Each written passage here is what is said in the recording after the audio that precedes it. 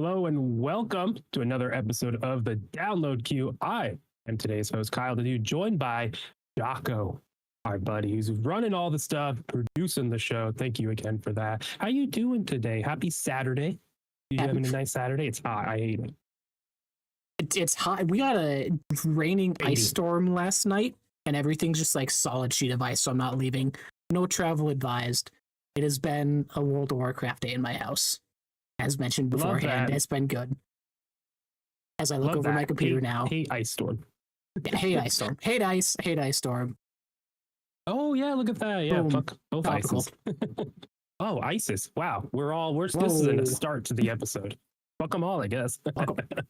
Oh, man. Yeah, that's some crazy weather. It's 80 degrees. Nice and hot here in Southern California. I loved seeing the weather thing that showed the temperatures across the country for the last couple of days. And at one point, it was like 60, 70 in California, and everyone else was like significantly below the average freezing. It's like, wow, really, like California and the bottom Southwest really like lucked out. We'll probably get an earthquake at some point. So but that's neither here nor next there. week. It's like 48. I'm like, it's kind of too cold to take the Jeep doors off, but damn, it's kind of close to take the Jeep doors off. Such a Jeep owner. Just when can I take my doors off? 48 degrees, baby, shorts. I love that though. But yeah, let's get to it, right? We're gonna do we're starting something new this year. You look at us, year 3 now going into, we can call it that. Each month we're gonna hold off on talking about what we're playing, what we're reviewing, unless we got like an embargo. I think then we'll make an episode and talk about an embargoed game. But at this point, we don't have that. So we're going to hold off every month talking about what we're playing, hold off on any casual reviews we're doing to the end of the month. And then we'll talk about, in one big episode, everything we've been playing and all that, just to switch it up and have some different ideas and different topics week to week. So that's what we're going to do. This is what we've been playing this past month in January. It is January 31st. Dude, has this month flown by? No. No, it's been such a drag so far. I'm like, oh God. It feels like it's been a year and a month. Yes, but that took a week to get through, at least for me. For you. It's been good. It's been a lot of good gaming, though. Like on my end, I think I have to look at last year, but I think this is a new record for completed games for me in a month to kick off a new year. I think right now I'm at 6 rolled credits on, so I'm gaming-wise, starting the year off really good. Very emotional. Yeah, wow. Yeah, we'll get there. Wow, that's impressive. Yeah, I didn't roll credits as much as you did. I kind of slowed down towards the end, but we'll get to that. So yeah, we're gonna go through some of the games we've completed, and then talk about what we're playing, what we're jumping into, tried, hopped off of, and what we're. Then at the end, look forward to the next month in February, what we are gonna predict that we're gonna stick to, and then at the end of February, see if we did. Maybe we did complete that game, maybe we fell off hard, maybe we came back to it. Just another thing to talk about next month. So we'll get there when we get there. But let's start talking about some of the games we completed. And that is, for me, was completed at the very, very beginning of January. Finally got you to play it. And that is And Roger. And Roger. So I'm going to read the Steam description here. And Roger. It was a morning like all others until she realized her dad wasn't home. In his place, a stranger who speaks nonsense and insists she takes medicine. Who is he? Where is Dad? It's hard to talk about this game. I don't want to spoil anything. I want to leave it completely spoil free, but I haven't cried or sobbed at the end of a game before like I had in this one. This game just firmly puts you in an experience, and you just kind of go with it, and you take it as it gives it to you. And it's just for me, it really hit hard, and it's like, damn, games really can do a lot of really cool things. Yeah, it was you again. You recommended this to me. Started it, downloaded it. Like, I think it was after the show we did when you mentioned it. Downloaded it that night. Very short thing, 3-chapter long game. I want to say 2.5, 3 hours, if that. Finished 2/3 of it that night. And at first, very confused. very like trying to piece together what was happening and then realizing the way they incorporate puzzles, I guess is what you could call, or simple quests, tasks you're doing, and how those sort of deteriorate over time. Again, not gonna touch spoilers like you said, but it's something that again is such a video game ass thing to do. Like that's something that you couldn't do in a movie the same way, have the same effect. It is that direct control, direct lack of control of the experience and how it goes about. $5 very well spent. Yeah, it's like BioShock, that twist in there. You know, you can't get that outside of a game, right? And they achieve that same idea here. This is a story and experience that only can be achieved in a game because it's using gameplay and the act of you playing the game and you not understand, you know, the fact that they can hide more stuff because they're only showing you what they're showing you, right? It's just a really, really powerful, small little game. $5. Yeah. It's really good. I get why people talk so highly of it. I think I already said this and I've heard other people say it, but it really just shows what games can be. And I think they can be incredibly powerful to help you see another point of view, to experience something that you perhaps hopefully never have to in some cases. But also it could be therapeutic in a lot of ways. So this is a really, really awesome game. And I'm glad it got the attention it did. And I wish it got more, but it's cool that it did because it is really cool, powerful game. Yeah, I will say it didn't hit for me maybe as hard. Like I still was like, what the shit type thing. But as far as like daily life, like with my job specifically, I experienced this through an outward lens very often and see kind of the steps leading to the events in the game. So it's something like, it sucks. Like people come in, you know, residents, they're great. You see the things happen and see that spiral sort of, but fully coming to terms with it, it kind of like, I'm not numb to it. I'm not numb to the experience of seeing it, but it's a different effect it has. Yeah. Fascinating. Damn. I don't understand it, but I get what you're saying because and again, not trying to say too much, but fascinating. A little desensitized in a ways because for me it was not hard to figure out pretty quickly what's going on, but still going through each step, going through the whole game was just like, oh. And then the end of each segment, there's like 3 distinct segments, just that, especially the last one. I was just like, oh man, like just sad, just sorrow, right? And it's like, what a game, what a little experience. Well, that is where I was kind of not confused. I think it was chapter 1, and we talked about it because girlfriend was with me when we played it, watched. There was one line in chapter 1 that like threw me for a very weird loop, and I thought it was going to take a very different, drastic path of where it was going. And then finally come together, I was like, oh, that's why he asked about that specific thing. That's why this was talked about. Because like, oh, that's a little weird. Don't like that. But then full context wrap around. Just great experience. Again, the way they do puzzles, the way they have gameplay on there, like the story, gameplay, working together to get that message across, just top tier.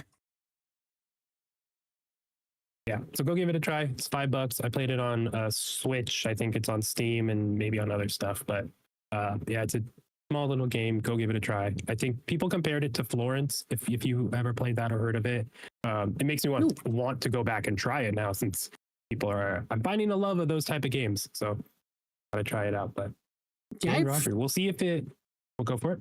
No, I've heard of Florence. Like the name rings a bell. I just don't remember what. Is that like another like Gone Home situation? I've only heard it in terms of this. In people saying you should try it out, Florence, if you like Dan Rogers. So I don't know. Oh yeah, it is. Okay. Not a Gone Home situation, but it looks very similar gameplay wise. Pulling it up on Steam. Got it. But yeah, so and Roger, we'll see. We never talked about before. Do you want to? We'll pump the brakes real quick. Review stuff. Want to give it like numbers this year? We want to commit to that, or we'll just not? We can talk further. I think I could give it and Roger. I'm down for now. I'm always down for numbers. So I'm down for great stuff. I have been using. I think I messaged you backlogged the website to keep track of stuff. That's got kind of a review thing on there. I've been keeping track as I go through too. So, which for that, Roger, I did give a 4-star out of 5. Okay, cool. Did they do half stars? I don't remember. We can figure it out later. Yes, it does. Nice. Okay, cool. Yeah, I'd give this 4 stars as well. Yeah, light on gameplay and stuff, but just dropping you into an experience, and you can only achieve that in a game. It's really, really solid. Highly recommended. It's highly recommended with the caveat of like, it's a hard thing to recommend because this isn't something that I could just tell anyone to pick up and play, Like, it's aimed at specific people who are into the artsy side of games. Your usual Call of Duty pro dude, I don't think is going to give a shit. Like, yeah, well, I think it comes with like, what are they looking for? I wouldn't blindly recommend this for sure, but I think a 2-3 hour experience, sit down, just play it if you're looking for that. Yeah, very story heavy as opposed to the other stuff. Anyway, that's Anne Roger. Our next one. Let's talk, mostly me. That is Citizen Sleeper 2, which I wanted to talk and Roger first because we weren't going to go too heavy on spoilers and such. But I beat Citizen Sleeper 2 and then immediately played and Roger, and that was one hell of a night because but Citizen Sleeper 2, I'm going to read the Steam description for you. A dice-driven RPG in a human and heartfelt sci-fi world. You are an escaped android with a malfunctioning body, a price on your head, and no memory of your past. Get a ship, find a crew, and take on contracts while you navigate across the Starward Belt. Both of these games are on Game Pass, so you can check them out if you're if you have that. I believe they're on sale right now they're too. Leaving really good. Soon, if I remember correctly. It was leaving soon. You're right. Citizen Sleeper 2 is leaving soon. I saw that, so it might not. Either way, they're 40% off on Steam right now, so go get them. This game is so good. I played the first one last year, really fell in love with it. Started the second one, fell off of it, picked it back up on Switch 2, and it became my nightly book reading experience. It kind of filled the gap that Hades 2 was filling at night. But the whole story of you are this android who you have to get this synthesizer into to no longer have your body disintegrate, essentially. You get free of that, but then there's someone chasing you. And that whole loop there, that whole like start for the game really just like makes you know. I mean, it made me know the whole time, like, it's a game, it's an end, right? But it's the whole time I'm feeling like we're dying, right? It just, you are struggling. Even though it's far away, you have this goal and you're going to get there. That's always there. Less in the second one, more so in the first one, which I like. But you're being chased this whole time. You're exploring the whole system. You're making connections. And it's a game just about knowing you're going, like knowing your time's up and knowing that you are not going to see the next thing, but still planting seeds in the garden, so to speak. That's a Hamilton reference, I think. But it's just about like putting in effort, working, helping out people when you want, or choosing not to. But for me, it was about helping out the settlements that I happened to come across based on the story choices I made and whatnot. How the game works, you roll dice each day, 1 through 6, 1 being less likely of a positive outcome, 6 being more or 100% positive outcome. And based on your body's status and how healthy you are, you'll get less dice or more dice, or you'll get glitch dice, which are more likely to have negative effects. And that forces you to make decisions that will happen to have negative circumstances. Maybe you only have a 1 and a 2 dice, and it's like, well, shit, I have to do this. Let's see what happens. And that story thing that occurs after that has a negative outcome. You want to open that door. It's like, nope, you failed. You don't open the door. But the way it just like branches out is so good, and it just it feels like that is the natural story. It's like I was supposed to fail, even though I know gameplay wise I could have succeeded. So it is a really layered RPG with just a lot of cool systems, a lot of reading. So if that's not your thing, you're not going to like it. But it just became such a contemplative, simple game to play. I've been missing it because it's like I don't have to be as actively engaged in it. It's like I could read and be like, okay, cool, take my time with it, move on. It's just a really good, really, really fun game. They expand upon it in a lot of ways, letting you travel across systems. You have a lot more freedom and choice of what to do, which is really cool. And then you get to a point where the end is coming, and you as a player and you as a character have to make that choice. It was really powerful. And it was really, I got to a point with the game to be like, I'm done with this, and I'm done with our story. And especially after playing Anne Roger, man, that just hit. I played Anne Roger and was like, it's time to finish this game. So I really love it. I'd give it, if we're going off the 5-star stuff, I give it a 4 out of 5. Really, really good. I truly enjoy this game. I can't wait to play it again. I haven't played the first one or the second one more than once. And I'm excited to do that, to see the differences and see all that. Yeah, this is what I actually did download this for maybe 20 minutes last week or so just to try it. Went in knowing, again, kind of funny content, like you said, a lot of reading, not what I'm personally looking for right now. And it was a lot to firsthand kind of take in what all you'd be doing and understanding how much of a text-based adventure it is. But something I maybe get back to again. I made your top 10 last year, so no surprise that it is very much loved. Yeah, very, very good. And just, it's a top-notch sci-fi story. Yeah, I did. I was trying to find a date for when it was leaving. It is just leaving soon on Game Pass, the second one. Okay, so yeah. It's not giving. It's probably the month. It makes sense since they're taking it off, and then it's a 1-year anniversary this week or a couple days ago. So, yeah, give it a try. Good stuff. 2 very narrative-heavy games, very reedy focused. But now let's move over to a game I don't know anything about. You played this before we talked about games we were playing, and so I just don't know anything about it. I saw it on Game Pass. I was like, oh shit, that's the game Jaco played. Okay, so let's see. Tell me about Crypt Custodian. Yeah, so Crypt Custodian actually goes back 2 years now to our friend Western, Big Nerd Gaming. Big champion for this online. Kept seeing stuff about it. His dog recently passed shortly after mine did. Kind of same spot. And Crypt Custodian deals with a lot of death, a lot of acceptance, a lot of passing on, and stuff like that. But it is a very basic Metroidvania where you play as Pluto, a mischievous cat who has just died and is sentenced to be the Afterworld's janitor forever, where you will be hanging out with doomed ghosts, battling beasts, and exploring a vastly expansive landscape. So you enter the afterlife, essentially. There's one main being who kind of directs where people go. Directs if you go to the palace, which is the good place where everyone wants to be, and it's a party and everything's good, live your afterlife, or you're forced to kind of be in like the wasteland.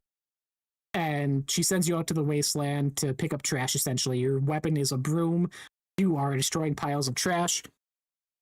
And that kind of unfolds to, oh, there's a lot of other animals out here that aren't in the palace, and a lot of people who have never seen anyone go into a palace. So kind of twists and turns for the story there. But yeah, it's just a very basic Metroidvania, which I usually am not attached to, but I think the simplicity of it is what does it for me. The art style, very minimal. When you go to a new region, very simple color palettes. It's not trying to go overboard on art style. It's not trying to blow you away like a Hollow Knight or something does. It is very bare bones. The abilities you get, same thing. They're not blocking you off from 20 different paths before you get to your main objective of things you have to remember to go back and look at. There may be one or two for extras, but it's not like, hey, you need to remember X, Y, Z, A, B, C to come back and fully get the most out of this. It is a more streamlined experience, which I appreciate. I'm not trying to spend hundreds of hours and things like this. I don't want to be scratching my head about where to go. There is an in-game hint system where you can talk to an NPC. He will put a body map. Hey, check out this area maybe. This is where you should be heading towards. So it's very player-friendly, not super challenging, but just a very unique story, very heartwarming tale. I would say if you are Death's Door fan, if you've played that, very similar gameplay art style, counter everything around it. This is probably the closest. Or if you were a fan of Tunic, which is a little different, but this does some kind of fourth wall breaking puzzles where you need to look at menus differently and you need to look at things you normally wouldn't attach to gameplay elements to progress or unlock the full story of things. Very short. I think it was 3 days I played to roll credits. I mainlined the shit out of this just because I was having a great time. So nice. Like you said, Game Pass game. This is, I believe, mostly a one-man studio. Kyle Thompson, third game that he has done. So, oh yeah, that's awesome. I'm looking at the trailer right now. It looks really. Oh, you just pulled it up too. Yeah, it looks really awesome. I like the fact that it sounds simplified, right? As opposed to a Hollow Knight, a Silksong, which I'm casually playing, which means I'm dragging that experience out forever because I won't commit. But yeah, I like that. Sounds really cool. It makes me want to actually hop into it. I saw it and I was like, I'll wait till he talks about it to see what it is. But that when I'm looking for something, that might be something to download. Yeah, I love the art style too. I like the simplified but distinct. It has style. It has direction for sure. But yeah, it's not overdoing it. I love it. Yeah. What do you give this? I will have to double check what I did. I think it was also a 4, mostly due to the fact of while I didn't 100% complete it achievement-wise, but I did try to go for all the extra secrets and stuff, which led to extra grinding and issues that I had with that. Crypt Custodian, yeah, 4 out of 5 on my scale. So again, recommend. It's been on Game Pass for a very long time. I don't see it leaving anytime soon. If you are not someone who is, if you're a very animal-friendly person and you don't like seeing dead animals and stuff, and to maybe avoid, done very cartoonish, but every character you meet through collectibles, you kind of learn about their life they used to live and how they came to pass. And some of them are kind of dark and messed up, so play with a good mindset if you are interested. No. It's Crypt Custodians. Got a lot of C's in this middle section, but now we're going to a K, but same noise. Talk about Kirby Air Riders. This is from Nintendo. Pick your rider, pick your machine, and mount up for competition. Take on your rivals in frantic arena battles or fast-paced races on the ground and in the air. I grew up playing this on GameCube so much, the original, and then it got locked in the deep recesses behind the trauma. And then they made a sequel, and it unlocked all those memories. And I'm like, damn, I love Kirby Air Riders. It's been such a fun time to go through the road trip, which we'll talk probably the most in-depth part of this, that stuff. But it was fun to play that, to get back into the game, kind of relearn it, go through all the modes.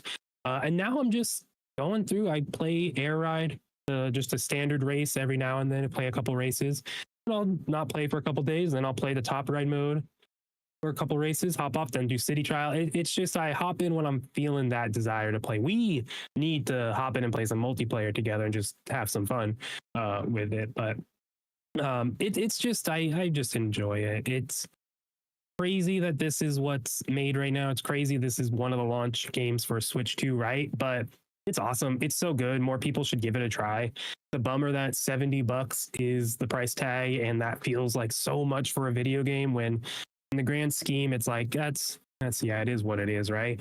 But people are gonna skip on this because it's not a flashy thing, right? It's not that game, but it is, right? So I love my time with it. I can't wait to keep playing it casually. I played a couple of multiplayer stuff online that works really well. You know, I haven't had any issues with it outside of it's just like that's Kirby Air Riders multiplayer. So if you're having issues, all my issues are that's just what it is.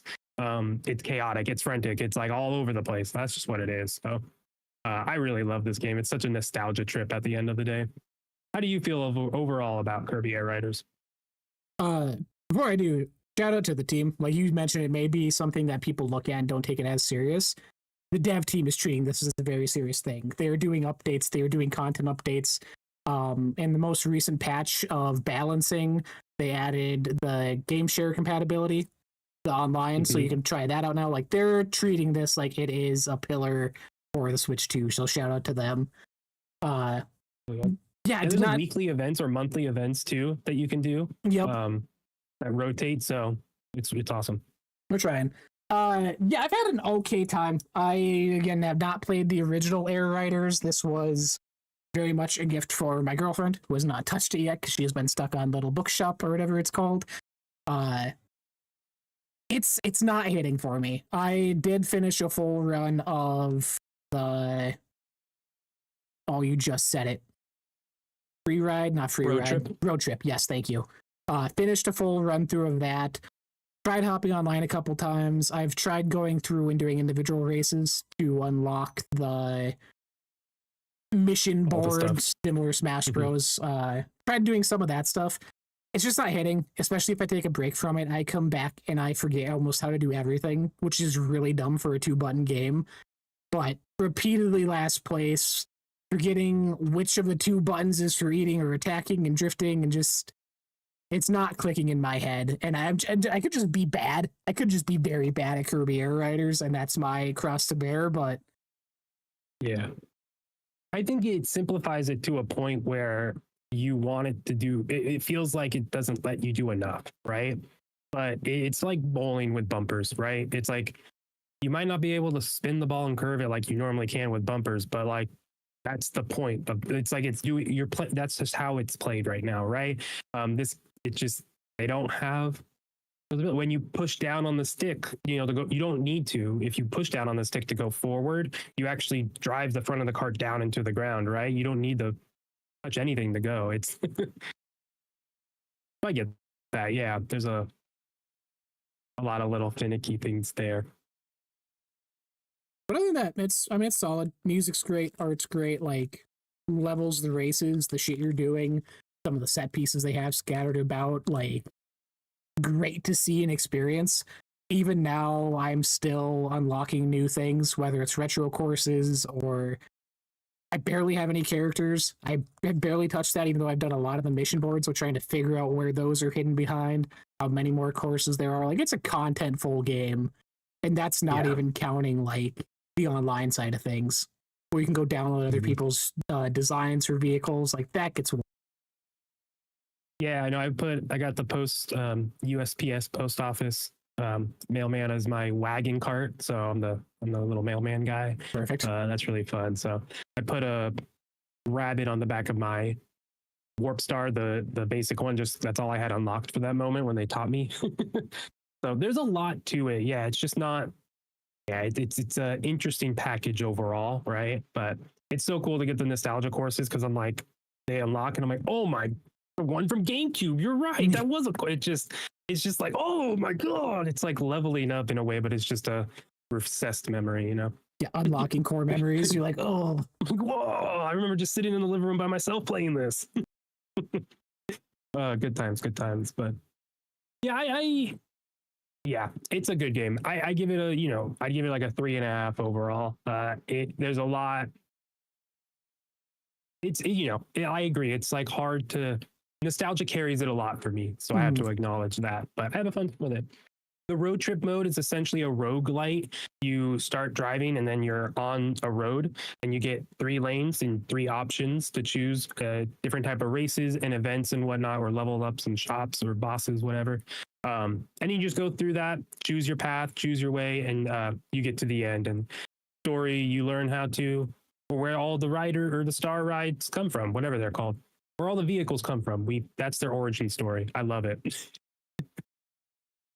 It's a roguelike story about, like you say, it's the main, if you want the single player experience, that is it. And it really does teach you how to play, because it makes you I guess you can end up not playing all the modes through it, but it makes you get a good variety of it. So I'll say you definitely get your hand in all the modes to learn it. It is 9 levels of like 10, 12 missions each that you got to go through. At first, I really liked it. I was like, this is dope. Like, I could see myself returning to this. And then I got to the 4th region. And then I got to the 5th region. And I got to the 6th region. And it just kept going. I'm like, when is it going to end? There is no end in sight. I was like, nonstop. And then I reached a point where I wasn't mainlining speed or defense. Because as you're going through, you're acquiring upgrades that either increase your health, attack, turn speed, weight, stuff like that. I was trying to do an overall rounded vehicle just to kind of save myself. In my head, I was like, this is going to be the best way to do it.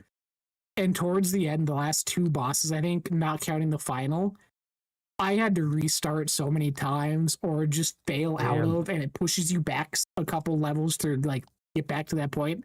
And that's when I was like, this doesn't feel good. Like, I feel hard locked out of progressing.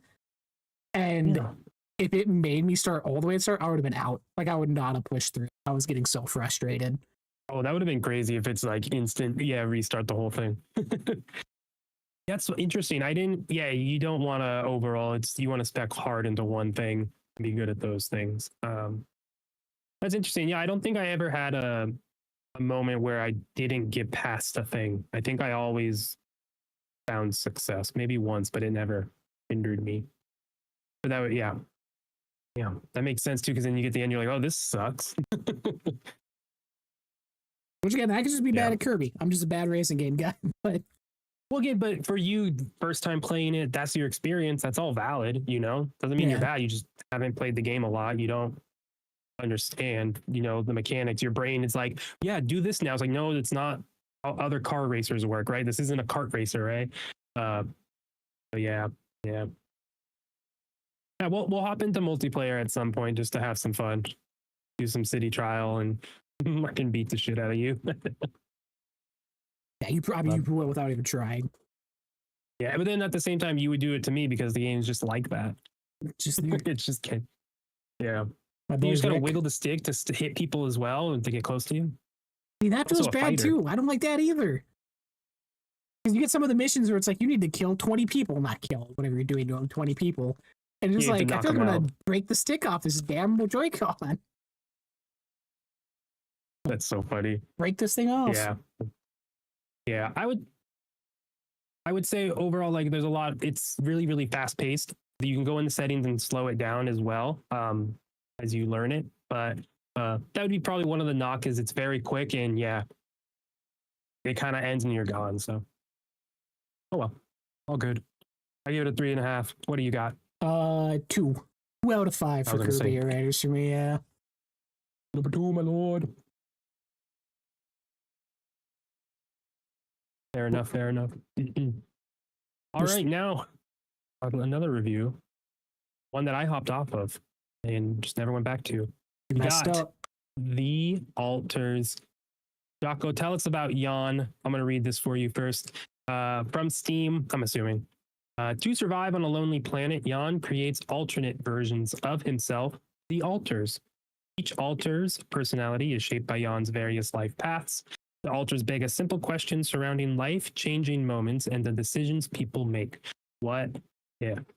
Remember, I played the demo of this a long time ago, played the game, fell off. I remember I jumped off because they had AI stuff in the game. And then I started playing other stuff. I think they went back, patched it out.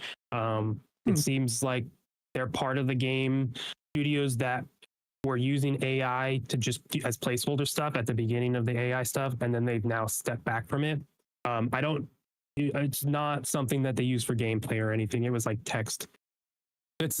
I just remember that's why I hopped off. So I just want to bring that up though, because companies using AI is bad. So even if it's just for a placeholder thing, why I didn't. That's why I hopped off of it at the time, because it also was. I think it was. Oh no, it's a lot, and it's like, oh, it wasn't that bad. I forget what I played instead. Either way, I'm surprised you eventually got back to it, played it. It's a Fallout Delta type builder, but also a survival game where you're going out collecting resources on this planet. You get other versions of yourself to help you with tasks and stuff. It's a really, really awesome concept. I'm interested to see your full thoughts on it because you rolled credits. Yeah, that's the first I've heard about the AI stuff, which is surprising because it's a fairly decent studio / publishing arm. It is 11-bit studios. Frostpunk 2 made those. I love Frostpunk. This War of Mine. They've published Moonlighter, Indica that came out last year, Chill and Immorta. Like, they have a pedigree to their name, so I'm surprised to hear that, honestly. Yeah, can I read their statement? Yeah, go ahead.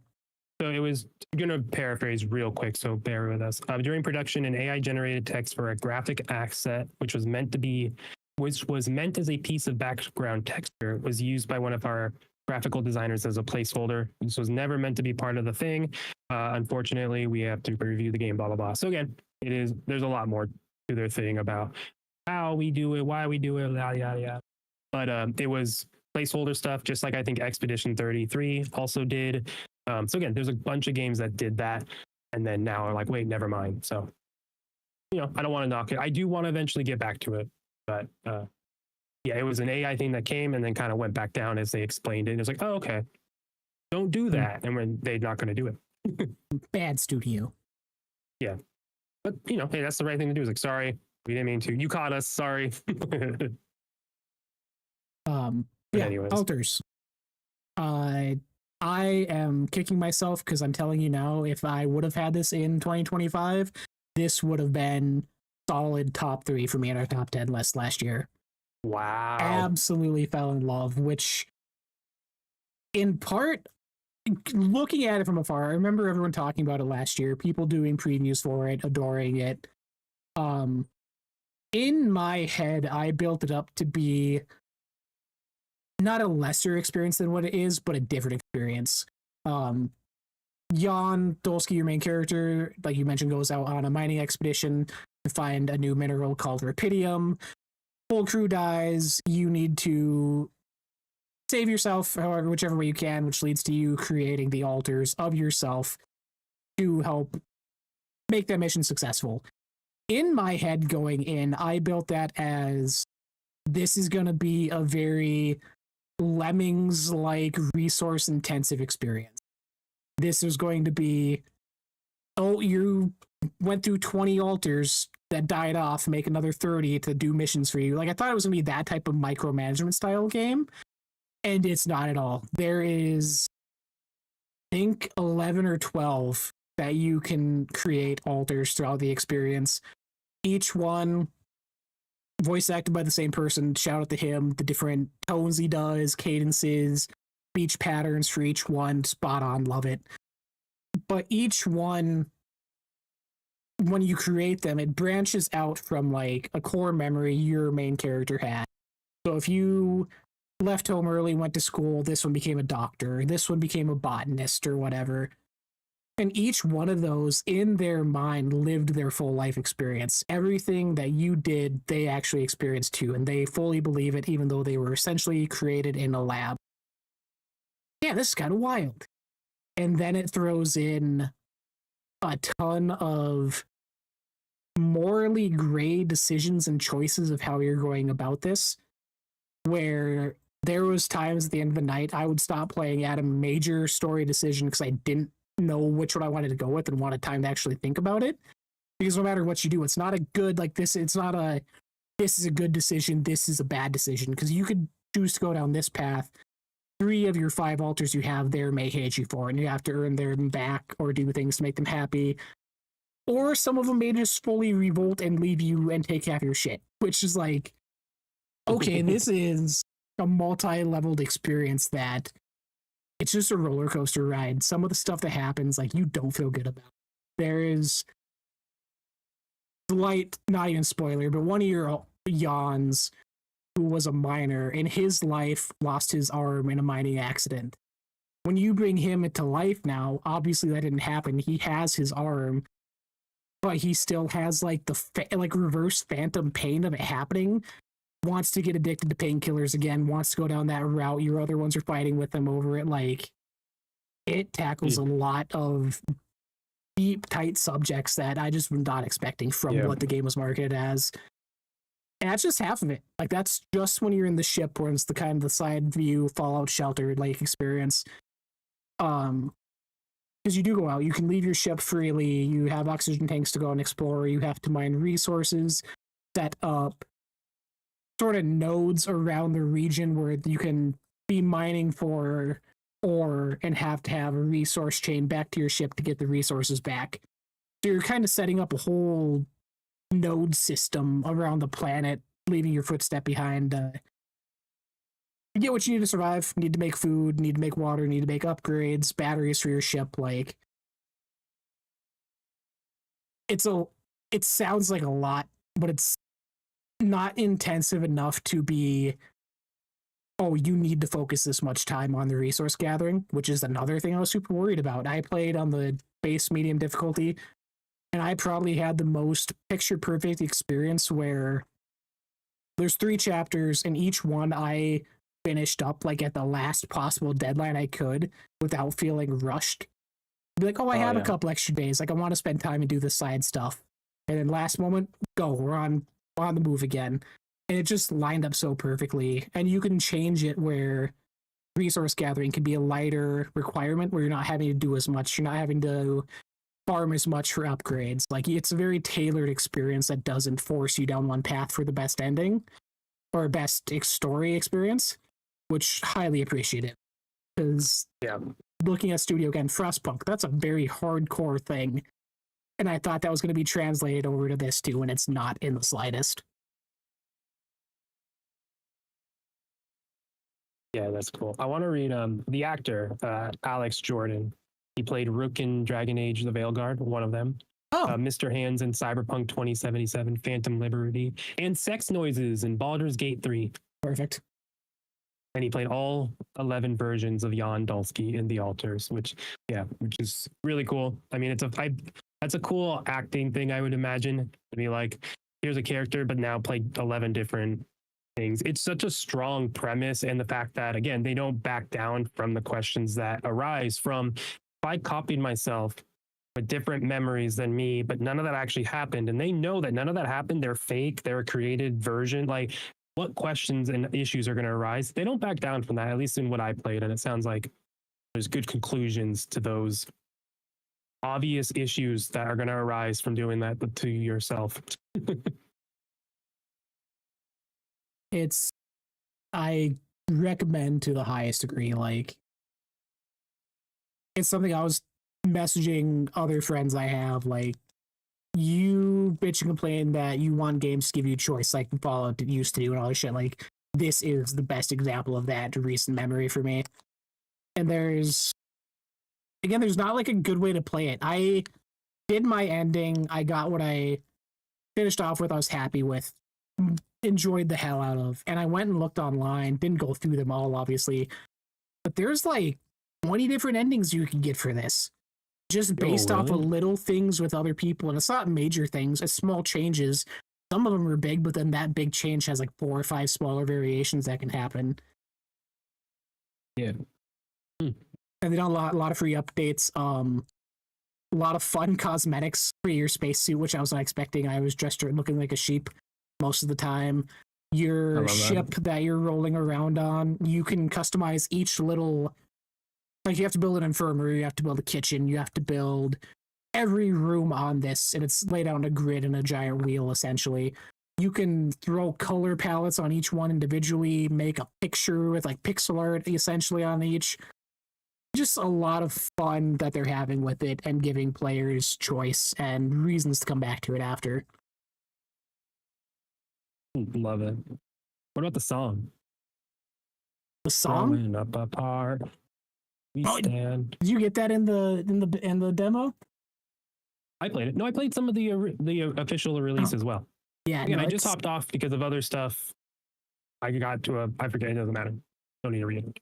Was good. You threw me off because I was looking. It's another game we mentioned last year. How every game has banger soundtracks and banger songs. The one you're talking about, great heartwarming moment where all the Yawns get together and make their own Yawn band. It's just all the Yawns are singing together. It's so good. It's on my playlist. There's one I'll have to send to you after, but it is sort of the final push you do when you're outside of your ship that plays by Zeal and Ardor, which don't even know how to explain, but it's called To My Ilk. Foreign band, can't understand. Such in vibes, like hauntingly cool. In this game? Yes. It is during the last section of the game that plays, and it's like a perfect encapsulation of how you've been feeling isolated and trying to survive and all this shit. Like, it just fits so well. That's what you need. You need a good needle drop for that. That's awesome. Yeah, Alter's a great game. I very obviously five stars on backlog. Like, adored the shit out of it. I don't see me ever going back to replay it because I was very happy with my ending, like I said. But again, the options are there. If you want to, you can turn the difficulty down. You can turn the resource management down. You can mess with all that to cater to your experience. So play the Alters. It's on Game Pass. Check it out. Yeah, I got to go back to it. The story stuff really intrigued me. I probably will put it down difficulty and just to get through it and to get through those choices and whatnot. We'll see. It feels like there's a lull right now in stuff I want to play, so that might actually pop up the list sooner than I think. Cool. All right, well, those are the games that we beat, that we're reviewing here. So look at that, 5 games that we collectively are talking about. But now let's go into some of the games that we are playing, or a game that I played and uninstalled immediately because I didn't want to, but we'll talk about it. That is a brand new game, free to play for everyone. That is Highguard. Highguard is a PvP raid shooter where players will ride, fight, and raid as wardens, arcane gunslingers, sent to fight for control of a mythical continent. It's from Wildlight Entertainment, which has people from Respawn, people who did Apex, Titanfall. I think that's what they referenced as. They had to take it off of their Steam description. They're not allowed to say, it's not there anymore. I saw someone post about it too. But yeah, this game was the last game shown at the Game Awards. So not one more thing, but the kind of one more thing. It went radio silent, then had an event for creators. Monday, this past week, they showed it off. We played it, and I uninstalled it that night. You have kept playing it. But what do you feel about Highguard? Because I'm a little more down on it, and you are not. So I kind of want to hear from your perspective, your side. Someone a little more into it. Shout out Brian in the chat as well. Perfect timing. Yeah, perfect. I don't love Highguard, but I really, really, really enjoy what it is.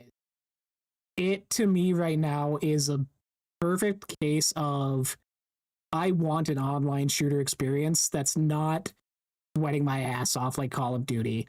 That's not feeling like when I load in, it is get lock in, set up, you can't enjoy the experience. It feels like a more fun, casual party shooter, which it's not, but it doesn't give off the hardcore serious vibes of those other games. It falls very much in line with like an X Defiant for me, where I'm hopping in each night, playing a round or two, not really caring if I win, not really caring if I lose, which is good because the balancing is being insane and you can get steamrolled almost immediately. But it's a solid game. I think the Game Awards shit heard it. People were expecting the moon. People were expecting the next big thing that's going to change the world as far as releases, which you're not going to get. But for what it is, I can appreciate it. For what the team is doing to, I think already it's been out for a week? and we're already on like 1.4 for updates, and they just released 5v5 mode yesterday. Like, they are working their asses off to test things, listen to community feedback, try out new things. Albeit we're testing it in a live environment. The 5v5 mode, when you load in, it does a little like zoom in of each of your 3 characters in the base game. They do a little pose.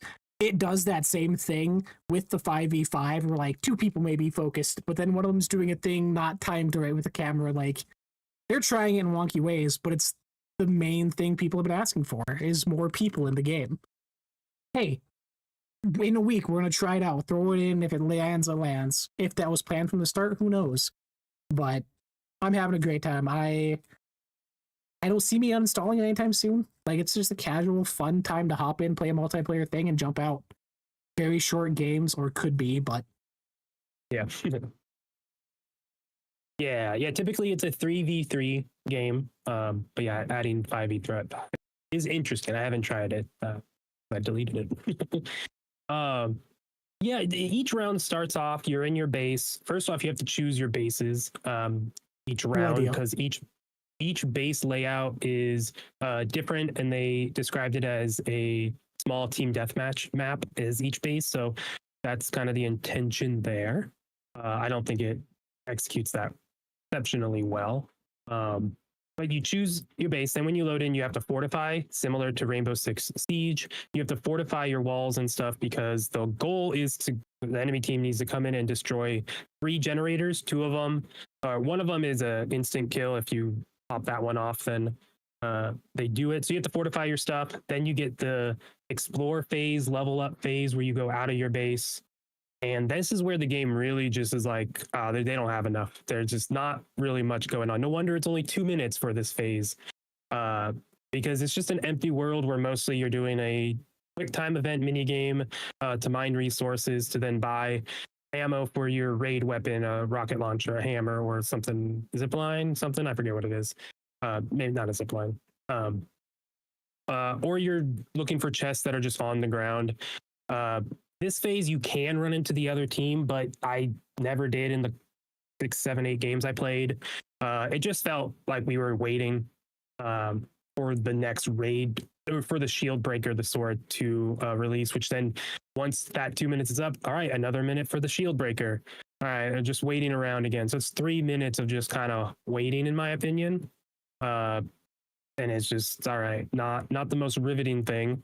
And then when you get the shield breaker, like for us, multiple times when we played, we get the shield breaker, you run right to the base, you got in, you built the thing, and boom, we were able to just have a successful raid, 1 round, multiple times, and just made that phase, the building phase, the level up phase before that, feel really bad. So I do agree. I had a lot of fun playing it. I enjoyed the moment to moment, I think, outside of that phase up part.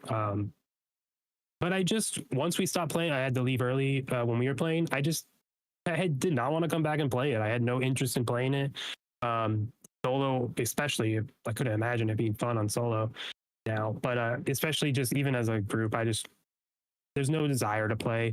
I get games, I'm down for games that are the joy and the fun to play the game is to play the game. Like, that's the point of game, right? But for me, there's no desire to keep playing. There's no drive of what I'm trying to do in the game. I don't care about the cosmetics. I get playing, you get the stuff. But for me, there wasn't anything hooking me in more. I ultimately think Highguard is a game that will be a game that walks. So another game can take one of these systems and fucking run with it. I think it's really fun. So there's shield breaker. All right, grab shield breaker, put it on your back, get on the horse and run. Those moments are really, really good. It's a really fun capture the flag moment. And I like hopping on the horse and shooting off the horse and getting shot off the horse. Like, that is really fun. I think a game will add that ability to double tap a button and you're on your mount. But, other than that, I think the raid mechanic's cool, but it just doesn't coalesce all together for me. I think, to your point, everything you're saying with it, though, like, to its credit, almost all of that is stuff that can be patched and altered and tweaked with as time goes on. Even the 5v5 could have helped that, right? If I'm running into more people during that time, that might have made me feel a little better or made me feel worse if I'm getting swamped in that phase. Yeah, and the 5v5, I mean, it's helped team numbers a bit, I've seen, but there's so many, like the prep phase, you mentioned 2 minutes. To me, I've been trying to think about how that could change and thinking of like, do we add wildlife you can hunt for things? Can we add this or that? And even those things I feel would throw that off balance without further tweaking after. Like, it's going to be a step-by-step process of getting this game to a stable place where there is a solid community. But I can see it happening. I thought based on trailers and everything that there was NPCs out in the world to fight, that they would be guarding the boxes and whatnot. That's what it looked like on the trailers. And then in the deep dive they were doing that Monday that I was watching, then it became clear, oh no, there's not. That didn't make sense to me. It really feels like there should be people, robots, magical creatures from this mythical continent that we're on. Just you get close, they spawn and block the chest, or in later rounds as things get higher level in gear, have things spawn. Like, yeah, but it's a PvP game. It's not a PvPE game, right? It's not trying to do that. So I don't know. That would change it and cause some more balancing needs there. But I think it just takes time. There's things to the character I've been playing. I've tried to just mainline one, not to get overwhelmed. But there's like in the pregame lobby, another character made a comment about like reading stories of my character as a child. Like, there's lore intertwined here somewhere that if it's going to be a season cutscene or like, hey, season 2, this is character focused type thing, like more of that can help. And again, they have a year-long roadmap. Every single month this year, it is new character, new map, new base, new trinket, new mounts, new guns. Like, they have a solid ass roadmap. So next year, January, we loop around 2027. Where's Highguard at then? Of how much that's changed. Yeah, it's good. I mean, it's good to have content for that year, but also there's only 8 people out right now, right? There's only a handful of maps. So how much of it is just stretching it out because it's a live service game instead of getting a full complete package, right? And that's my assumption, and that's a more negative way of looking at it, but saying that. Yeah, I don't know. It will be interesting to see in a year. I'm not doom and gloom on this. I'm not like, this is it. This is dead. I think, they could totally adjust and fix is the wrong word, but they can adjust a lot of stuff to make it something that's more up my alley. But I'm very intrigued to see the next couple months for Highguard, because just the industry, right? Money, how are they funded? It's a free-to-play game. How long can their funding last? Are people buying cosmetics in this? Is that how the game is going to be funded? When does the buck stop here, right? I hate that. It just sucks that that's where we're at, but I wonder. I hope it can turn around and become something that I am. Heard it here first. That's not my words. The exact opposite. I'm worried. But it's not something I want to play. Even the 5v5 mode, it just wasn't enough to even get me intrigued in going back. But I digress. I do want to read one thing from Brian, who's in the chat. I wonder if they made the fortify and gear up phase the same phase, if it would smooth out the pacing more. Possibly. I feel like once you do one raid, that between time is a lot faster. But even then, I just feel like people wouldn't fortify. But I don't think it's the pacing. I think it's reasons to go out and actually explore, because now it is new people coming in are almost trained to, we're not initiating any sort of combat until the shield breaker spawns. Like, you don't see anybody. People are camped out places. Yeah. People are waiting for that one moment, and then it kicks off. Then you have the action.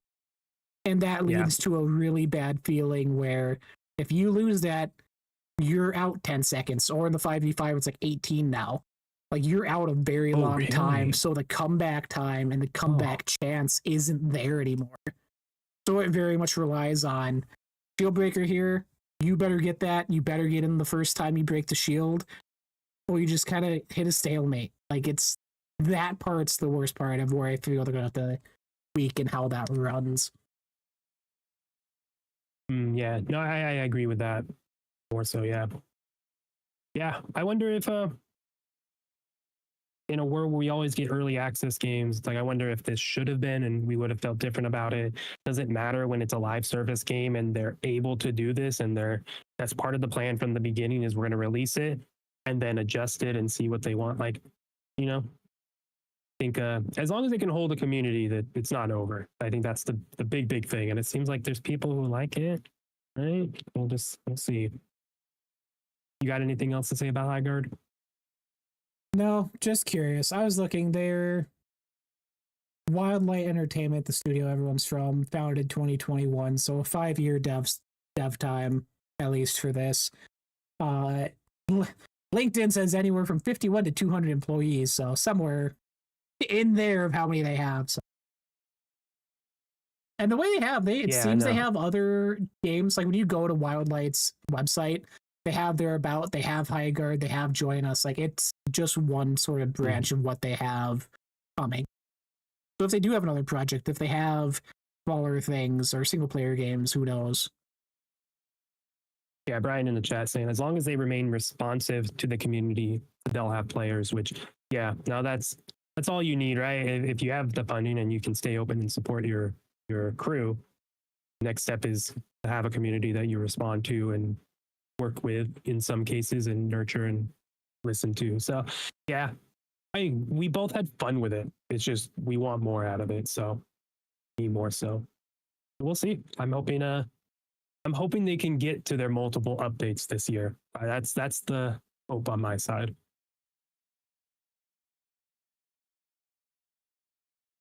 Yeah. Highguard, we'll see. I like it. Probably happening every night still. You're really every night? Pretty much, like in 1 or 2. Even this morning, got up, we had breakfast, did one before I came downstairs just to hop in. Like, it's this year's X Defiant. That part makes a lot of sense in why you're responding to it. I'm just waiting for Marathon, which is not a casual shooter. No. Started playing Valorant. Because I'm like, man, I want to play Marathon. I'm having fun. No one's messaging me to say, hey, you suck. Don't play the game. It's like, how do you learn? You're trash, kid. Don't learn the game or don't play. Okay. Anyways, let's go through some of the other games we've been playing this past month. Go a little quicker on some of these. I started the month off with Boat Time, playing games like Dave the Diver and Dredge. Dave the Diver has helped solidify my realization that I have a problem with games that have strict day-night cycles and make you run out of time quick and too much. It just makes me, when it's time to do the next day, I'm like, I gotta do stuff, right? I have 1, 2, 3, 4, 5. Like, I have stuff to do. I'm done for the night, right? And I've hit a point with Dave the Diver where that's keeping me from going in, which is a bummer. It's a bummer because I like the cooking side. I like the sushi side. Not that you're cooking. That felt very Diner Dash to me. Yeah, that old game, and I love that. So that's been cool and fun. I like the systems, but they just keep dumping systems on you. Oh my gosh, there's so much to it. So it'll be something I hopefully get back to. But yeah, I think man, yeah, a hard day night cycle is just it's to me. It's a lot, but I reached a point which helped me enjoy it more of you're not losing out by neglecting parts of that. There would be times where I would spend 4 or 5 days on the boat. When it got sushi time, don't want to do this right now. We're focusing just on here. See, every night I got to go do sushi every night. Yeah, you can, and it adds more. There's more I thought you had to.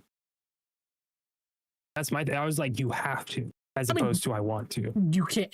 You have to in the sense of you can keep going down at night. There's stuff you can only do at night in the water. You lose time, but it's not like actively penalizing you.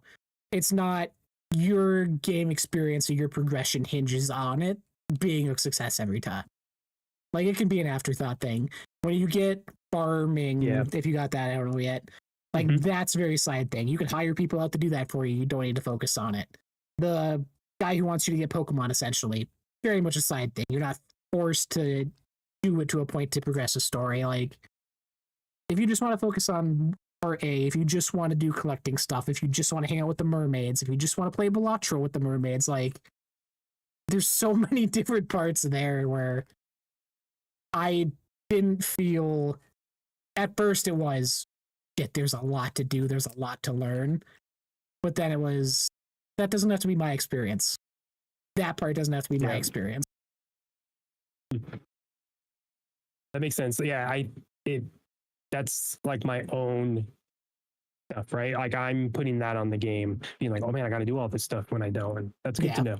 The other thing with the game, though, I would get claustrophobic playing it, as like, there would be times where I'd be like, oh shit, why am I feeling this? It's like, oh shit, I feel claustrophobic as I'm getting deeper down in the water, getting in the caverns, and like, oh, I gotta get over there and get out. It's like I would feel claustrophobic. So I think that's another reason why I kind of hopped off of it, and why that's another reason. Yeah, which is totally not about the game, which is why I didn't want to wanted to kind of talk about the game first, because there are those issues with it. But ultimately, yeah, I just every now and then you get down in the water. My tank's all the way leveled up.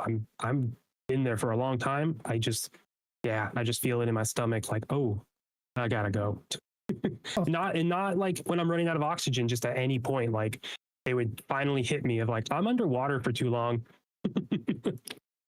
That's interesting. Yeah, I guess I've never. I think if I had a map, I think if I had a map, that would be like help so much, because then I would know, and like, but it's procedurally generated a little bit, right? It's kind of, yeah. There's like 3 or 4 layouts it kind of rotates around. So when you do start realizing, hey, this is this layout, kind of which path to go, that kind of helps. But yeah, that's interesting. I've never experienced that in a game, so I could see it happening, especially some of the later stuff that you haven't gotten to yet, sort of chase sequences. I could see that being triggered almost immediately. Yeah, that makes sense. Yeah. Yeah, but, like I said, it hasn't been triggered by a thing. It's just all of a sudden, I'd be like, oh, it's weird. Sometimes sooner than later. It's just like, I don't know. You play it on Switch, right? Yeah. Does that version have all the extra stuff, like the Godzilla stuff, the musician, the Balatro? Like, does that have everything? I don't have my Switch in here. I'd have to look it up. It's the Switch 2 edition. I'm not sure what it came with. Let me look it up. So far, I haven't got Godzilla. Exactly. He gets like his own like separate another quest line you can go do if you want, but he gets his own like little thing going on. And then the musician I talked about last year, as far as music goes, the chick from Texas or that they found somewhere, like will come play at your bar every like Monday or something. Yeah, it doesn't say anything like on Nintendo's weird about listing things clearly. No, it was a free upgrade if you already own the game, so there's no DLC included in it. Dang. Yeah, so we'll see, but another interesting thing, right? But then another boat. That's why I kind of fell into playing Dredge a little more. Like that, I like the boat driving around. The world is very good. The ambiance very, very heavy. I see why things are what Netflix got the rights to do something with movie or show with them for Dredge. But I get why that's being adapted. The whole vibe and the mystery of what's in the water and things are coming out erupted. It's like, oh yeah, just set me on a town on the seashore, a little foggy town, and just start there. And it's like, yeah, I'm sold on this being a property of show or movie, whatever it's going to be. It's the same cycle thing that I've fallen into, where I feel like I'm putting too much on the game, and now I'm lost. I kind of forgot what I'm trying to do.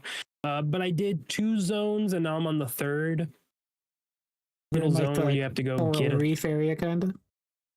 Yeah, there's like the middle one, and then I did the bottom right. Now I'm on the bottom left. Yep. So I did the first zone you're in, now. Yeah, it's like, yeah, coral reef. Yeah, it's the exact one. Yeah, and I think I'm kind of stuck and lost on that of what to do, and I haven't committed enough time to it.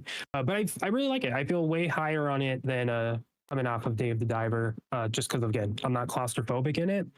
I'm more just annoyed that when I'm driving the boat, time progresses faster. So I'm like, oh my god, the day's over already.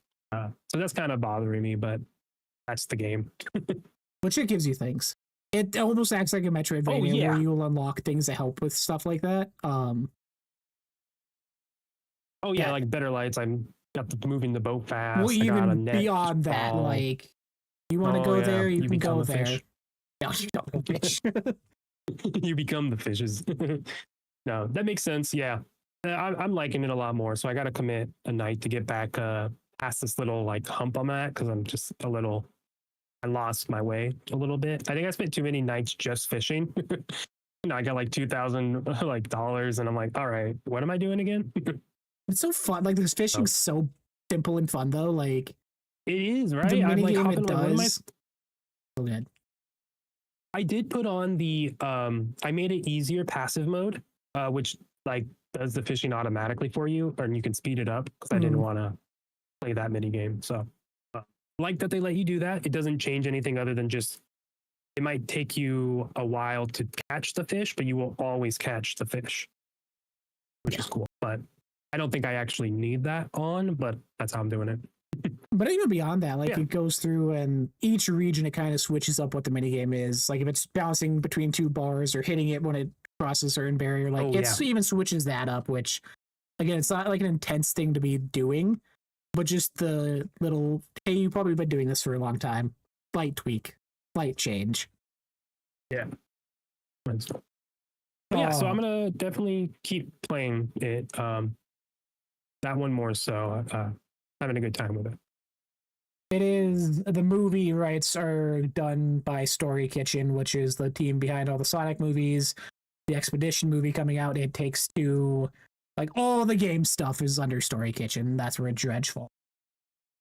Story Kitchen has Dredge, Split Fiction, Sonic, and Expedition. That's crazy. It Takes Two, Tomb Raider, Vampire Survivors is in here for some reason. Don't know why. I remember when we talked about Dogs I remember us talking about it. Yeah, they have a shit ton. Yeah. That's awesome. So, which that was announced 20. Oh no, this was 2024. The movie rights were announced. So. Oh yeah, this year, next year, maybe another announcement, casting. Either way, I'm on board now, so I'll keep playing it. Get that good Hulu vibes. Right. I'd say that's so good. Like the 2 point, like the person you go sell stuff to in the main island with the raincoat, like you can get their outfit in 2 point for your janitors and stuff. The lighthouse the lighthouse you can get as a decoration for your aquariums that's like sunk underneath. Like just so again seeing everything last year was so good. Yeah. Well, when I play 2 point, I'll have that eventually. There you go. I want to talk about WoW Midnight Classic real quick so I can drink some water. You've hopped back in. You told me you are now a household of WoW, as you got people, as you got yours, your bud playing with you now. You're no longer wandering alone. Tell me about WoW Midnight Classic and the housing stuff. Yeah, this and should I play? You should play. No, this fully came from when we were doing our games coming out this year episode, and you mentioned Midnight, and I completely spaced out this was happening this year. Partly in case of the expansions coming out in a shorter cadence, again, for their whole trilogy they're doing now. And I'm all in. I'm back in. I'll probably be in for a few months before I drop out for a year again. I'm in my goblin phase in my basement where WoW is all I want to do. Like you mentioned, got my girlfriend in yesterday, made her character last night, did recruit a friend, free trial. They have a free weekend going on now, learning the ropes right across from me. How to do things in hopes of eventually reaching the housing that they have added in, which, for better or for worse, is kind of the main selling point for the next expansion. Everything else around it is kind of more of the same, kind of what you would expect. It's not really doing crazy leaps, and housing has become the focal point for this world-ending journey we're supposed to be going on, and everyone's living in their neighborhoods, decorating and doing wild, crazy shit. Which takes away from it. Whatever, it's fun. It's a whole new community. That was around. like Destiny every year. It's like, oh, we're time to bake cookies for Christmas. It's like, all right, but like, the witness is about to kill us all. It's like, gotta bake cookies for everybody. It's solid. She compared it to, if people are old Sims 2 fans, like the freedom of building in Sims 2 on crack. You looked up some of the stuff on housing. My TikTok is almost entirely housing and seeing some of the wild stuff people have done. And it's done in such a caring way of, hey, you've been playing this game for 20 years at this point, if not more. You have retroactive achievements and you've done stuff in the world and you've done reputation grinds and you've done this stuff that when you log on, we're going to give you all this shit retroactively from the stuff you've done in your past. The story you've had in Azeroth so far, here's rewards for your house that you can immediately start using. Like, they've wrapped it around every inch and fabric of gameplay that you could possibly do. If you are a hardcore raider, there's exclusive stuff there. If you're just a quest person, there's stuff locked behind quests. There is decor items locked behind professions. Like, it reaches every single aspect of the game, which has led to just a new community stuff happening. They are treating it like an esports event now. They announced Azeroth Interiors is going to be a 2-week-long live-streamed event bringing 6 teams of 2 to essentially do Extreme Home Makeover, where they'll have, on February 17th, it kicks off, they'll be doing ideation on Pinterest, getting what their themes are, what the ideas are, what they want to shoot for their house. February 19th through the 21st will be the actual building phase, all streamed through the WoW social accounts, their individual Twitters or Twitch accounts. And then February 24th will be walkthroughs and judging, and their houses will have what we put, I don't know how it works. The houses will be put on Zillow as like actual listings. You can go like walk through on Zillow, like tour the houses after this is all said and done. Just wild shit, but it's created a whole new pillar of the game that new people are coming in. Girlfriend's playing now. Like, this is the selling point for Midnight, and I hope it doesn't take away from when the expansion actually drops, because it's not out till March. Like, all the stuff now is pre-patch. We're building, we're doing quests of what's about to happen, we're getting stuff ready. March 3rd, I think, is the actual release date without early access, where the expansion goes live. The full list of housing stuff goes live, because right now it's just a very curated list of decor items. It's not even everything there right now. So once March 3rd hits, how that initial story beat hits, which they've said this part 2 is going to be more... What's Infinity War Endgame was first? Infinity War, right? This is their Infinity War moment, where this is going to be the death. Major characters gone. This is where the wheels are going to be put in motion of big changes lore-wise and character-wise, leading to the third and final part. So I'm hoping that stuff hits as hard as they want it to. The build-up hits around how they want it to.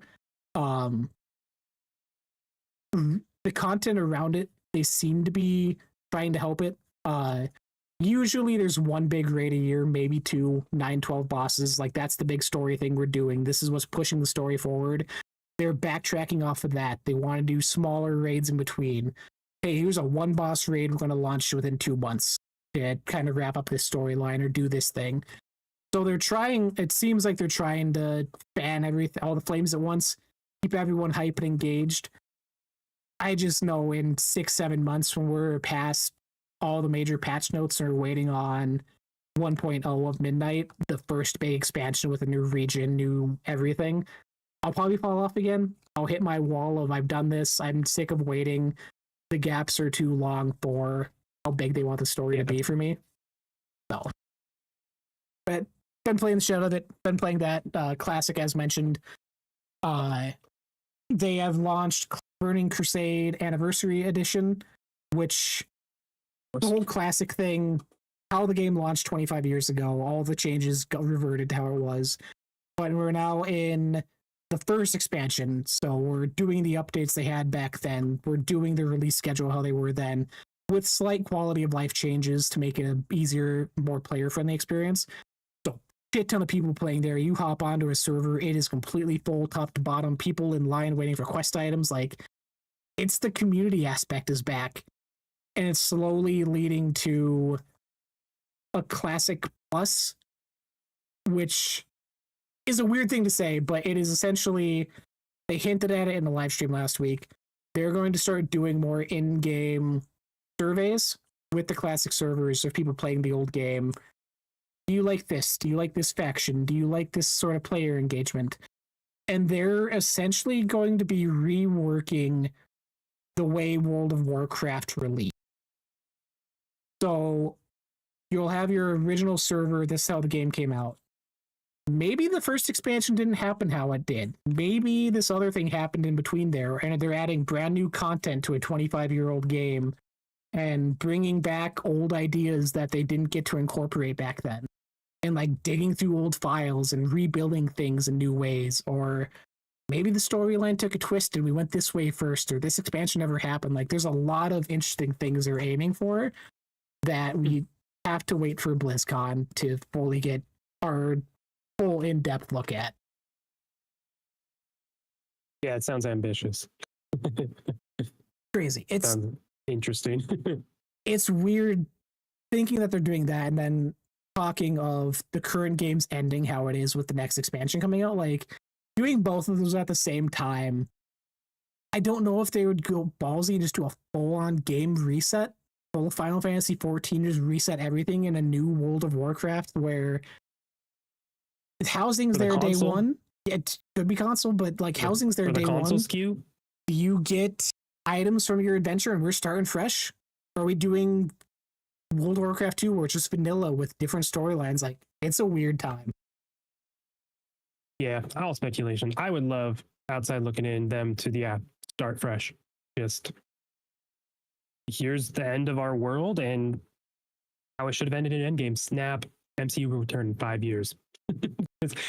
Have this end and people can still live and play in it, but guess what? We'll have a new ground zero. Because I just feel like the way you talk about it too is, where can they go? Right? Just my outside looking in, at some point, you're like, right, you got to go somewhere and do something. Will they do WoW Classic? Re-release it again? Yeah. So it'd be interesting. Yeah. And it with the idea of putting it on console, how do you balance what's already been done with that? You don't. You just start fresh. So I'm still surprised they haven't. But that would be the reason why they haven't, is to me, right? But it's there. It's there already. But if they can't, how is it there already? The entire game is, I can plug my Xbox controller in now, turn on the console port of it, and everything's mapped to a controller, to an Xbox One controller. Everything is there, button-wise, menus, interactivity, social. Like, the pieces are there. They just got to push the button and get it on the system. Yeah, I could see them holding off because they're doing a new one, but maybe it's not. Maybe it is just that here's our next world event and it's also on console this year. We'll see. That's cool though. Happy it's caught you again. This is my next month. This will be my time. Or they can do the Mortal Kombat one thing and just make an altered universe. Oh yeah. Just keep it going. Kind of what they're talking about and doing. Like I said, with their first expansion, they're talking like, what if the Legion never came? What if Burning Crusade never happened? And the first expansion was something entirely different. Like, that's the way they're pushing that. And that'd be a way to restart it, right? Yeah. That's cool. We'll see. They'll do Midnight first. Midnight and Last Titan. Last Titan will be the third and final one in a year and a half. Yeah, intriguing. We'll see how it goes. I know they've announced a bunch of stuff for a bunch of Blizzard games, right? They're doing a bunch of little showcases over the next 2 months, and then BlizzCon. Is that announced or? Yeah. So the World of Warcraft one was the first one that kicked off this year, or this past week, I believe Thursday. Could have been an email. Like, it was not what people were expecting. They hyped it up way more than they should have. Okay. But bummer. In the coming weeks, they're doing one for Hearthstone. one for Overwatch, one for Maybe interesting. and Diablo. So Overwatch Diablo, is yeah. February 4th this week, Hearthstone February 9th, Diablo February 11th, and then BlizzCon is happening, I believe August, which Okay, wow. I'm hoping, since we're doing all these live streams now, BlizzCon's going to be all new. There's the talk of StarCraft coming back. There's Overwatch 2. They've conveniently dropped the 2 off the name in the live stream announcement. So is Overwatch being put in as one thing again? Like, it could be a big thing. I'm hoping it is the reveal of what they're doing with Classic. I'm hoping it's what they're doing with just new IP. Yeah, that'd be cool if Overwatch could come back. Yeah, and just go back to Overwatch. It's all one package now. Back to what it was. Let's start over. September 12th and 13th is BlizzCon. No. Okay, wow, ways from now. Cool. We're looking at next year stuff, maybe. All right, cool. Well, good update on WoW. We'll see how it keeps you. I'm excited for the Diablo one. They'll probably go deep into the Lords of Hatred thing, or whatever it's called, coming out later this year. So, all right. Now let's quickly talk about Cairn, new climbing game, getting great reviews. I picked this up. I forgot I played the demo of it. This game is awesome. I'm 2 hours in, still really, really early, but there is a lot of Jasant. Did you play that and beat it, or did you just play 100%ed it? Okay, cool. Like, yeah.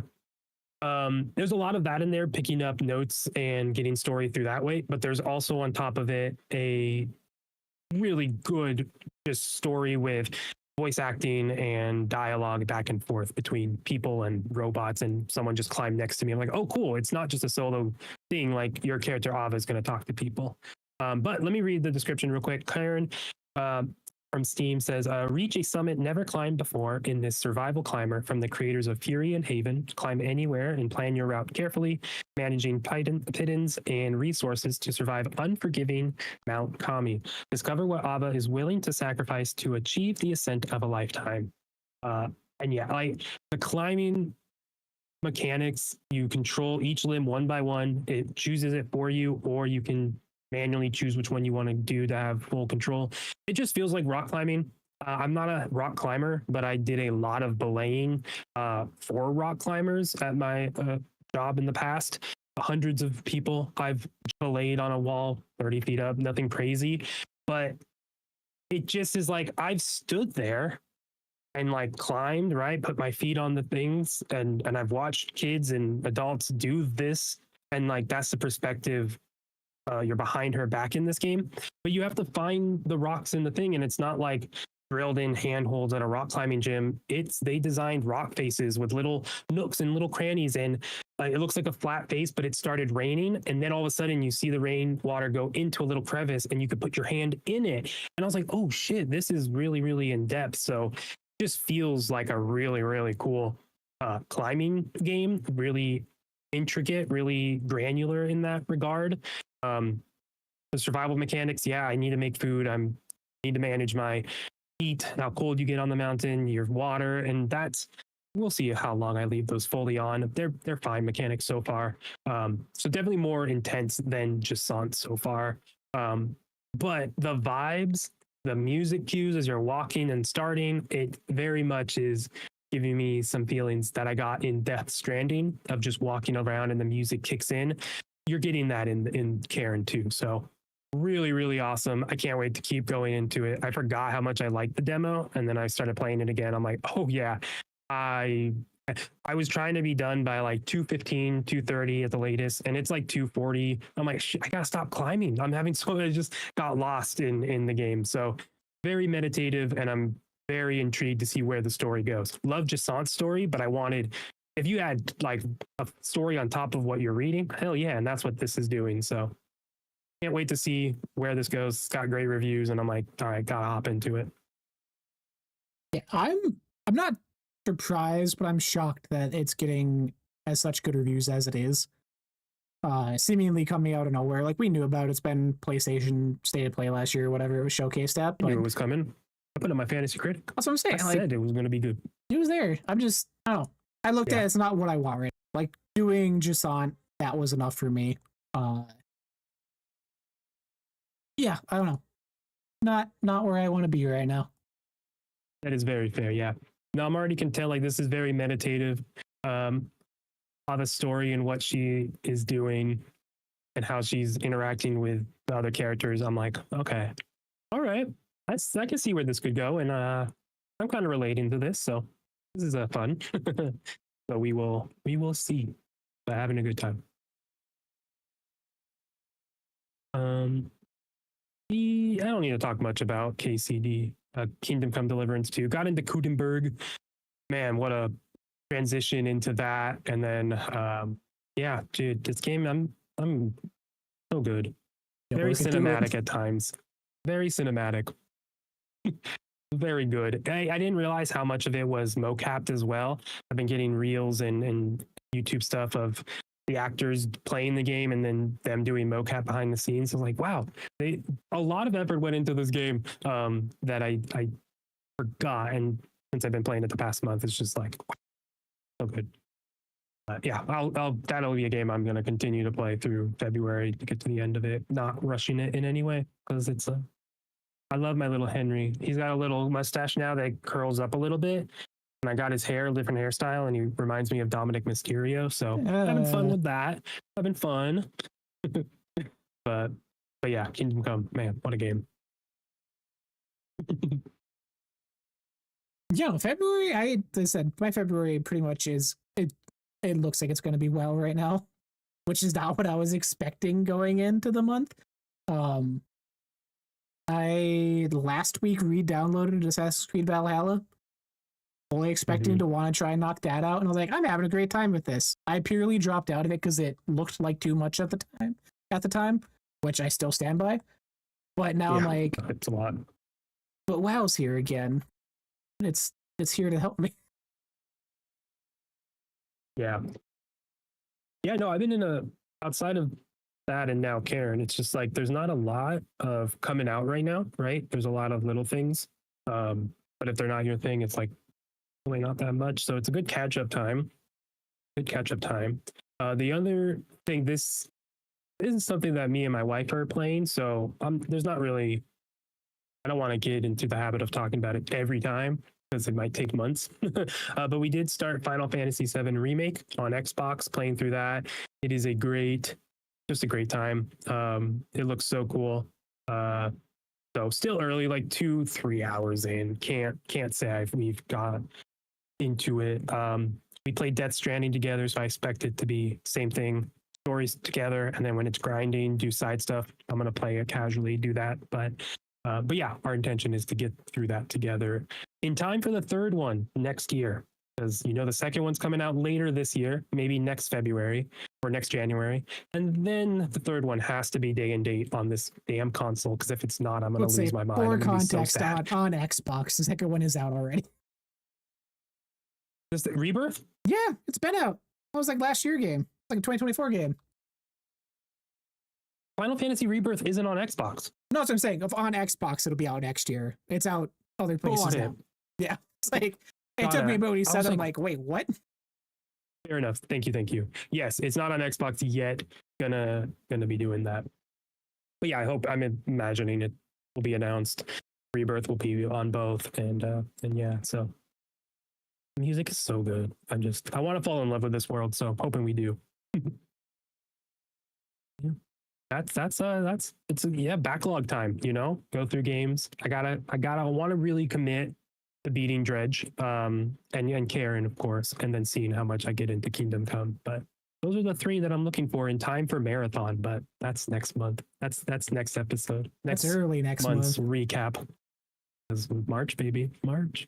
Yeah, it's early next month. I'll be curious. Exactly. WoW, Assassin's Creed. I kind of started looking into High on Life 2, just because they seem like they changed a lot in that game, which may just be a Game Pass thing, but I'm not committing. I'm happy. I'm content with my WoW journeys right now, teaching the one across from me how to play and getting frustrated every time, but yeah, that's awesome. Hope that goes well. Hoping there's a console. I'll hop in Words are hard. We've been talking too much now. I'll eventually hop in with you. I feel it. It's inevitable at this point that That's I will good. play WoW with you. I'll say most of our Discord is playing. They have another channel, and there's like 8 people that I've all started playing again, and they're every day on. I'm just watching them like come play the actual game because we're playing classic. I'm like, come play retail with me. Just get in the new one with me. Yeah. That's funny. It's just that bug. It comes around every now and then. Well, same thing, just like Destiny, right? Yeah. Same thing. That's my WoW, but that is. I don't know when I'll talk about that next. But I think that's going to do it unless you have anything else to bring up. No, that is it for my January. Again, a couple of the 6 that I beat also in there. Pokemon ZA, bad game. Can't stand it. Ending of that game, we want to end it all. And I went back Custom Quest. Finished that up. I looked back at achievements. I never beat the final boss. So I started a brand new save file because I refused to put stuff in the cloud back on 360 because I thought I would lose everything. Being paranoid. So I started a whole new save and played through I played through the whole game in 2 days and got my last 3 achievements. Shout out Double Fine. Good time. Nice. Double. Well, you got anything going on this week? Streaming? What do you got? Streaming well. We're getting on. Streaming well. Getting on. They got the pre-patch event going on now, getting ready for the expansion. So they got some time-specific things to be grinding out for currently. So. Okay. I'm fully in. I'm scratching, looking for my WoW fix. Love it. Yeah, I got what am I doing? Playing Kingdom. Probably won't stream current, but yeah. Next Saturday we'll be doing this for sure. That's what I got. Next Friday good stuff we'll be doing in the show. Next Friday, you are correct. Wow, we got multiple Fridays coming up as we schedule shit out.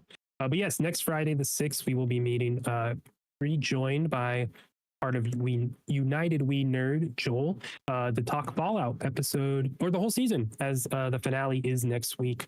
We're liking it over here. I know you've been different at times, so I'm very intrigued to see how it ends.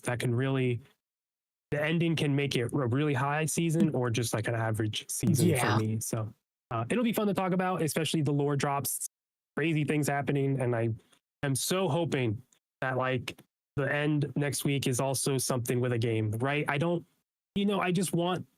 them to do it. Don't say that. That's what I want. I don't have time. Don't stop me.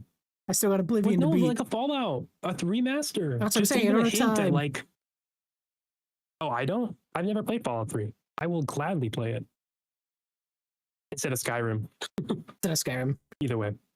Yeah, so next week, next Friday, we'll be doing that. I think we're doing it later in the day, but it'll be up on socials and up on podcast things like normal. But yeah, thanks for watching. Thanks for hanging out. Anything else housekeeping-wise I need to add before we end? Nope, that is it. Usual episode published Sunday afternoon, YouTube, Amazon Music, Apple Podcast, Spotify, all the fun places you can catch the show. Follow us on the socials. Threads seems to be the new cool place to hang out that gets more engagement than anything else, so Threads people are cool. I'm still trying to get off the weird dating side of it because I'm not interested, but it's happening. I love that. It's slowly. It's like Trump, ICE, dating, hot singles games. I'm like, that's the one I want there. That one. Give me more of that, please. I love that. Yeah. Well, until next time, next Friday, happy gaming. Be safe out there and fuck ice. Fuck ice.